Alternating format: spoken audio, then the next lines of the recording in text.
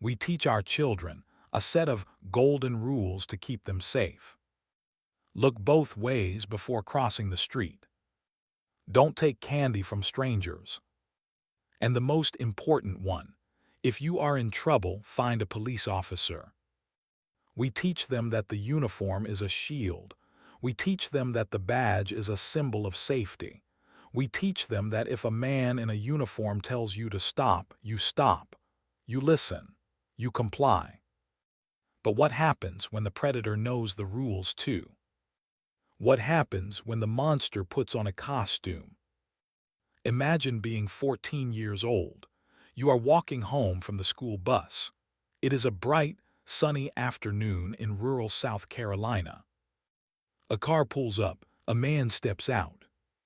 He is wearing a uniform. He has a badge. He has handcuffs on his belt. He has a radio. He tells you, "You're in trouble. You need to come with me." Your gut tells you something is wrong, but your brain tells you it's a cop. I have to obey. So you get in the car. You don't know that you aren't going to the police station. You don't know that you are being taken deep into the woods. And you don't know that beneath the forest floor, hidden under leaves and plywood, there is a hole.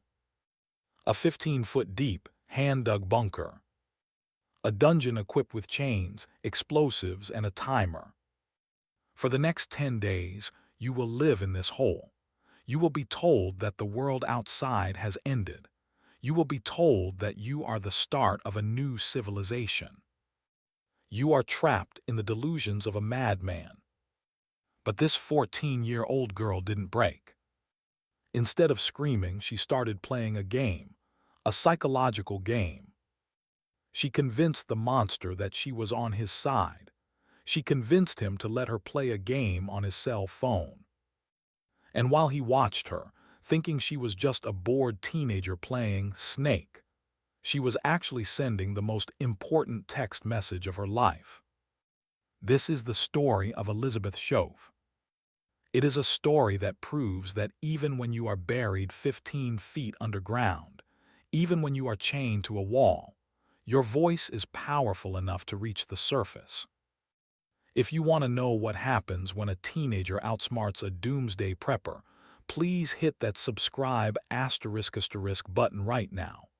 You need to hear this story because it redefines what it means to be street smart. Lugoff, South Carolina, September 6, 2006. Elizabeth Shove was a typical teenager.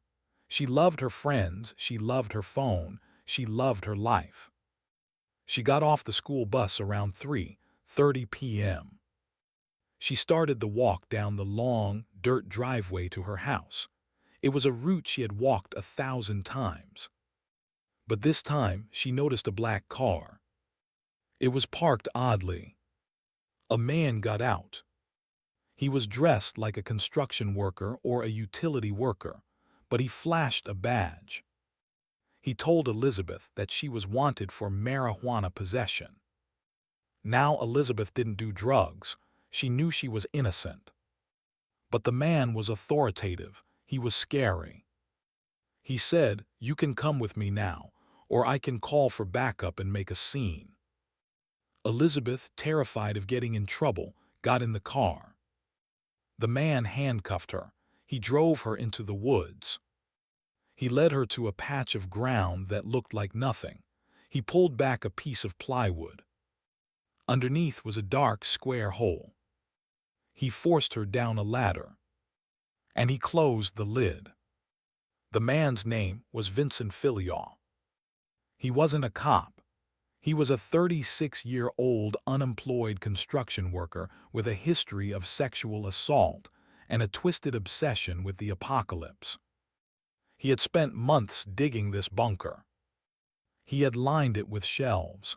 He had stocked it with food. He had wired it for electricity. He built it for one purpose, to keep a girl. The bunker was a nightmare. It was barely tall enough to stand in. It was damp.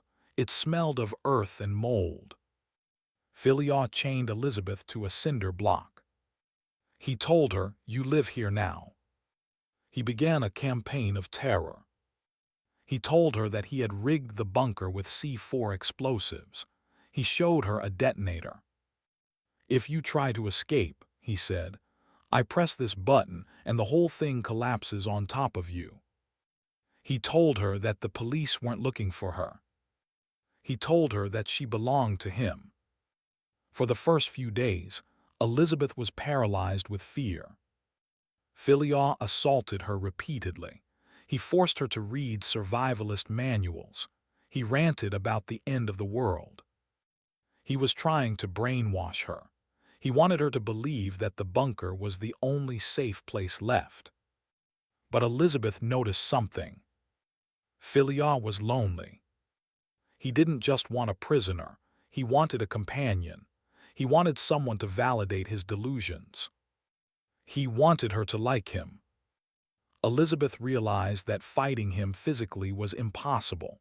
He was bigger, stronger, and he had the explosives.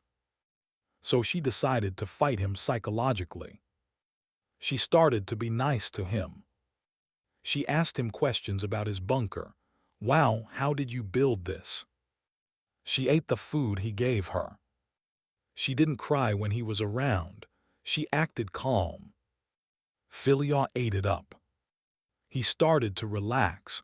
He thought his plan was working. He thought he had successfully brainwashed her. He started to treat her less like a prisoner and more like a guest. He brought her treats. He talked to her for hours. And then on the 6th day, Elizabeth made her move. She saw his cell phone. It was a lifeline. But she knew she couldn't just grab it. If she grabbed it, he would overpower her. She had to make him give it to her. She acted bored. She acted like a teenager. "I'm so bored down here," she sighed. "There's nothing to do." Philyaw looked at her. "Can I play a game on your phone?" she asked. "Please, just for a few minutes." It was a brilliant request. It was innocent. It wasn't, "Can I make a call?" It was, "Can I play a game?" Philyaw hesitated. But because he thought he had broken her spirit, and because he was arrogant, he handed her the phone. "Don't try anything," he warned. "I won't," she said. "I just want to play." Elizabeth held the phone. She opened a game. She started playing. Philyaw watched her. She waited. She played for a while, letting him get comfortable, letting him look away. When he turned his back to check on something in the bunker, she minimized the game. She opened the text messaging app. Her fingers flew across the keypad. She didn't text 911, which couldn't receive texts at the time. She texted her mother. "Mom, this is Lizzie. I'm in a hole in the woods. Please help me." She hit send. Then she quickly deleted the sent message. She went back to the game. When Philyaw turned back around, she was playing Snake. But she wasn't done. She knew one text might not be enough. She needed to give them clues. Over the next few days, she continued the charade. "Can I play again?" she would ask. Philyaw, seeing nothing suspicious the first time, let her. She texted her mom again. "He has a gun. He has bombs. Don't call the phone. He will kill me." She texted her boyfriend. She described the sound she heard outside, a train whistle, a plane overhead. She was giving them a sonar map of her location. On the surface, the search for Elizabeth Schoaf was frantic. Her parents were devastated. The police had no leads. And then the mom's phone buzzed. "Mom, this is Lizzie." Imagine the shock, the hope, the terror. Her mother ran to the police. "She's alive, she's texting me." The police immediately contacted the phone company. They traced the signal. It was pinging off a tower in a dense forest area near Lugov. But a tower radius is huge. It covers miles. They needed to narrow it down. They needed Elizabeth to keep texting. The police sent instructions back to the mom. Ask her what she hears. Ask her what she sees. Elizabeth, underground, kept feeding them info. I hear a distinct whistle. I hear heavy machinery. The police realized she was near a specific quarry and a railroad track. They narrowed the search grid. Hundreds of officers descended on the woods, helicopters, dogs. They were hunting. Phileas started to get nervous. He heard the helicopters. He told Elizabeth, "They're looking for us, we have to leave." He started packing. He told her, "If they come close, I'm blowing this place up." Elizabeth was terrified. She knew the rescue was close, but she also knew she was sitting on a powder keg. She had to keep him calm. "We'll be okay," she told him. "We're safe down here." She was managing his emotions to save her own life. On the 10th day, Phileas' paranoia peaked. He decided to run. But he made a mistake. He left the bunker to scout the area. He left Elizabeth alone for a moment. She screamed. She screamed as loud as she could. She banged on the walls. But Phileas came back. He dragged her out of the bunker. He forced her to walk through the woods. He was trying to get deeper into the swamp, away from the police. But the text messages had done their job. The police had triangulated the signal to a specific patch of woods. They found the bunker entrance. They found the fresh footprints. They tracked them. Within hours, officers spotted Phileas and Elizabeth in the distance. Phileas saw them. He ran. He left Elizabeth behind. He fled like a coward into the trees. Elizabeth ran towards the officers. She was dirty, she was exhausted, she was traumatized. But she was alive. "He's got a gun," she warned them. The police launched a manhunt for Vincent Phileas. They found him trying to hitchhike out of town. When they arrested him, he had a knife and a map. He didn't fight, he surrendered. The police searched the bunker. They found the explosives. But here is the twist: the explosives were fake. The C4 was Play-Doh wrapped in tape. The detonator was a garage door opener. It was all a lie, a psychological cage. If Elizabeth had known, she could have fought him earlier. But Phileas relied on fear to keep her chained. Vincent Phileas was charged with kidnapping, rape, and assault. He pleaded guilty to avoid a life sentence, though he still got 421 years. He died in prison in 2021. Elizabeth Schoaf returned to her family. She finished high school. She got her degree. She became an inspiration. She proved that the digital generation had a new set of survival skills. She didn't use a knife. She didn't use a gun. She used technology. In interviews, Elizabeth said, "I knew I had to get him to trust me.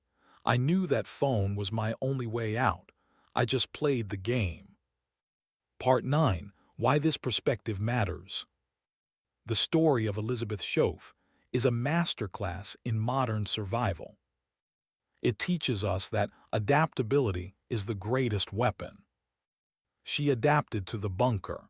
She adapted to his personality. She adapted to the tools she had available. She didn't panic when she saw the badge.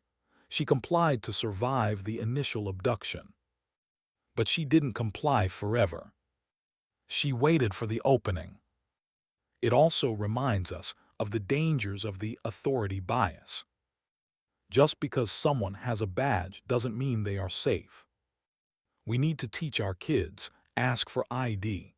Call 911 to verify. Trust your gut. Elizabeth Schoaf spent 10 days in a hole in the ground. But she never let her mind get buried.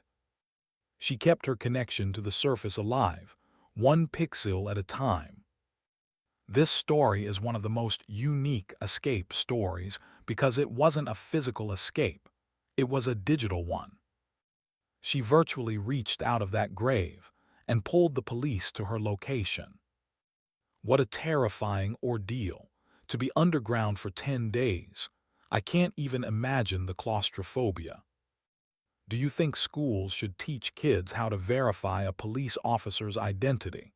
It seems like a crucial skill now. Let me know your thoughts in the comments below.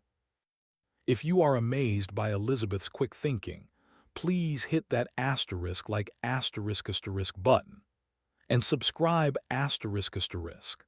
I have a story coming next week about a woman who survived being shot in the head 3 times and still managed to drive herself to the hospital.